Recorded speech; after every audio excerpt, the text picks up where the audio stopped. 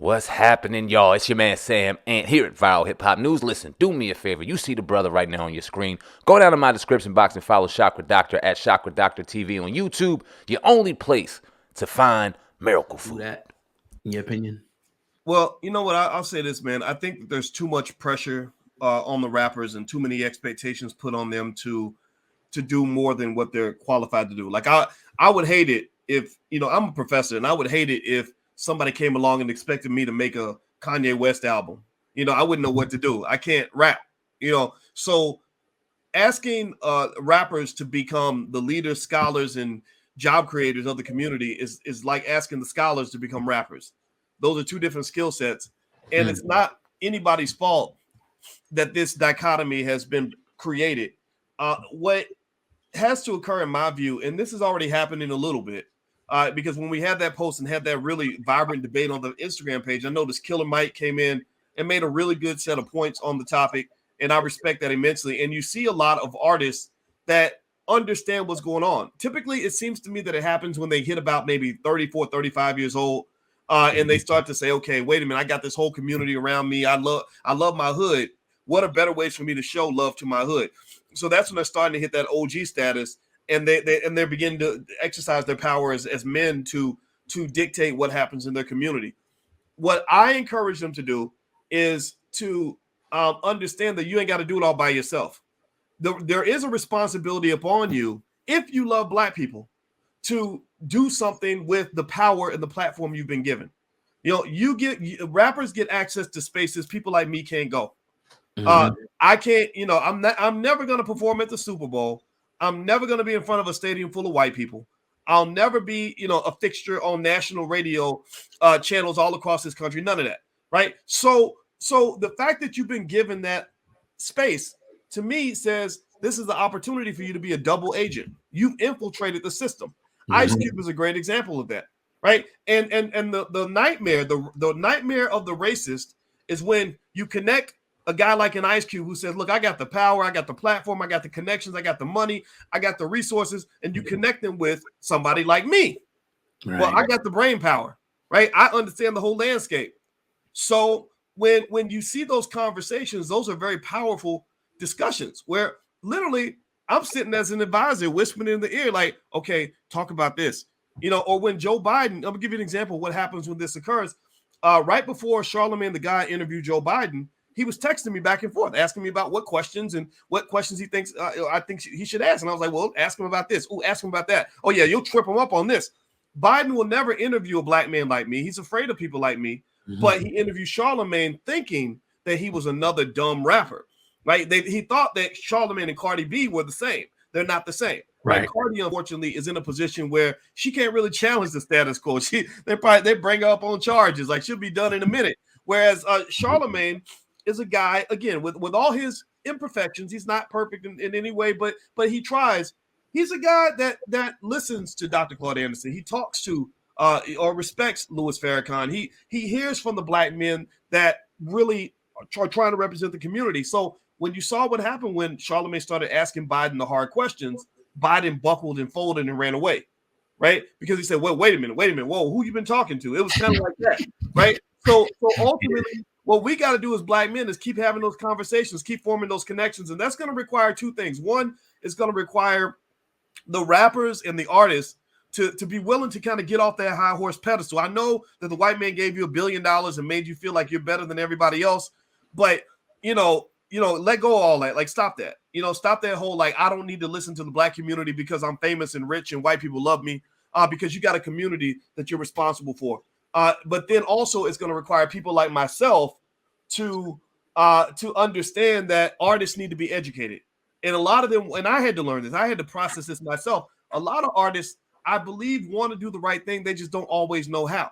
So they'll do what they think is the right thing. And then you have somebody like me who's been thinking about the problem for 20 or 30 years who says, man, that's wrong. That's whack. What are you doing? And I can understand how that could create resentment. So ultimately, that ability of different groups to accept each other can really lead to some powerful transformation. So again, one good example is when Ice Cube went out and said, I want to do something for the Black community. The pandemic happened. I'm not on tour.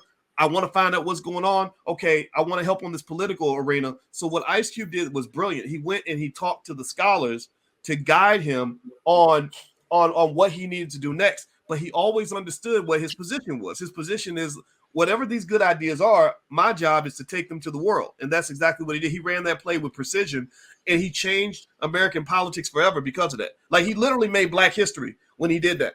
The next election will not be the same as the last election because of what he did. Again, another one I have to give credit to, Kanye. Kanye, same thing. He's on the phone with Black men and women that are helping him to see the world in a certain way. So now Kanye is taking that courage and all the other energy that he has. You know, Kanye is Kanye. But periodically you'll hear him say something that where you can see, okay, that's his mama, that's Donda West talking. That's Dr. Claude Anderson talking. And the last piece you should pay attention to is, notice Kanye West, both of his parents were college professors. Dave Chappelle, both of his parents were college professors. So we must understand the importance that the Black intellectual also plays in helping the community become what it needs to be, right? So you get a smart Black man with that level, the level of power that a rapper or comedian has, then you literally rock the whole world. And that's what Dave Chappelle did. That's what Kanye West did. That's what Ice Cube did. And Charlamagne did the same thing. So this play is going to continue to be run because I think the template's out there. Speaking on Smoking Joe, do you think because of what we saw, or the names that you just mentioned, Charlamagne, Ice Cube, and the history they made during this last election, and then obviously what we see going on right now in Black people not getting what they want, not what they promised out of this administration, how much of a change do you see when it comes to this next election? No matter who's on the Republican side, we don't know who that's going to be, and we don't even know if Joe Biden's going to run again or if it's going to be Kamala or some other Democratic candidate. Mm-hmm. How do you see it playing out? It'll be politics as usual. Mm-hmm. What they do is they understand one simple thing about Black people, besides the fact that we're not all the same. You know, not everybody's extra woke. Not everybody's really understanding what's going on. So they understand that we're very emotional. And so what they tend to do, and I want everybody to pay attention to this, in the next election, there will be some sort of crisis, and it will be related to race. They run that playbook. Oprah ran the play. I remember Oprah ran the playbook when a couple of her movies came out. Like, I don't know if y'all remember when she went and told that story about how she went into the store to buy a purse, and the lady acted like she couldn't afford it because she was Black. Yeah. And everybody got all mad and all the nerve of her to tell Oprah she can't buy no purse, whatever, right? And that's what happens, right? So if you pay attention, 2020 was just a crazy year, and because it was an election year. That's why you had protests and rioters in the street. You had the pandemic. You had police shootings being advertised all over the media. What did police just stop shooting Black people? Is that like, did Black men just stop dying? Is that why it's not in the media as much? No, they didn't. It's still going on. They're now talking about something different, right? So what you're going to see, in my view, is in the midterms and definitely in 2024, is you're going to see some other crisis, some other racially driven crisis that's going to get people into a state of emotional anxiety and fear and panic, which will lead them to say, okay, well, we don't like the conditions, but we got to vote for the Democrat. That's what it always comes back to. And so what I encourage people to do is keep your poker face on, learn how to be rational. That's what I liked about, one thing I really loved about Ice Cube was that Ice Cube was just a guy that was just, you could tell him the funniest joke in the world and he wouldn't even laugh, because he understands that when you're negotiating, you can tell the difference between Black men that were raised by men versus men that never really saw how a man kind of carries himself. There's a way you carry yourself when you're negotiating. You don't let little things just kind of rattle you up and get you all riled up. You got to stay focused on the objective. And so ultimately what I encourage people to do is in the next election, focus on the objective. If you do that, then you're going to get more than you ever dreamed of, but there's going to be a price. And the question is, are you willing to pay the price? I'm willing to pay the price. I don't care what Republican gets in office. You're not getting my vote until you start giving me things that I want. If you can't do that, then I'm not voting for you, period. Let me ask you this. Oh God, my bad. Celebrities, Black celebrities, hip hop, Hollywood, we know that they're going to turn up a level once it comes to that. The people that are paid to manipulate or to encourage the Black citizens to go out there and vote, they're going to do that. Us as media, independent media, free thinkers, is that the time that we turn up on them as well? How do we combat that with real information from media who cares and wants to give real information to the people? Yeah. I mean, I think that independent media is very powerful now.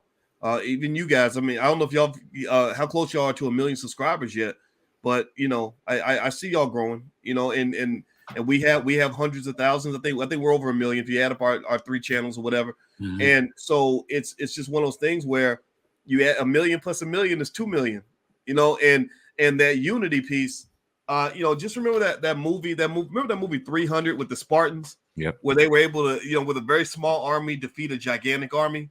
And why were they able to do that? Well, they were able to defeat the bigger army because, number one, they had soldiers that were more skilled. Number two, the soldiers were not just more skilled, they were more dedicated. And number three, they were unified in exactly how they fought and the position that they took. So it takes coordination. That's why, you know, that communication about sort of, okay, what are our talking points? What do we agree on? How do we proceed to make sure the community's interests are represented? That's extremely important. And they know that it's a force. They're trying to control it.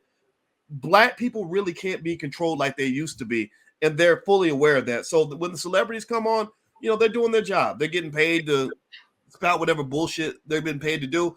And I think it's just up to independent Black media to just kind of fact check all of that, you know, or provide the other point of view. Sometimes you can just make your point not so much by being biased, just by talking about both perspectives. That's it.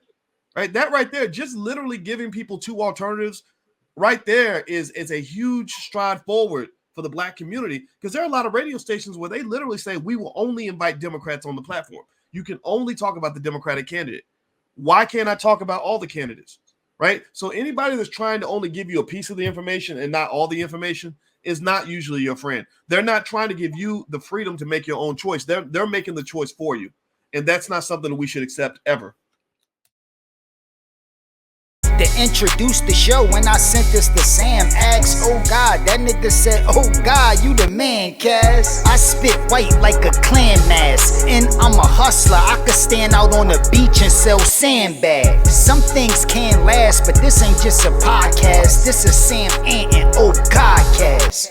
Hip hop uncensored is the vibe, so subscribe. Hip hop uncensored is the vibe, so subscribe. Oh God, driving Sam Ant riding passenger side, and you heard it out the mouth of the greatest rapper alive. Hip hop uncensored is the vibe, so subscribe. Hip hop uncensored is the vibe, so subscribe. Oh God, driving Sam Ant riding passenger side, and you heard it out the mouth of the greatest rapper alive. Go gang.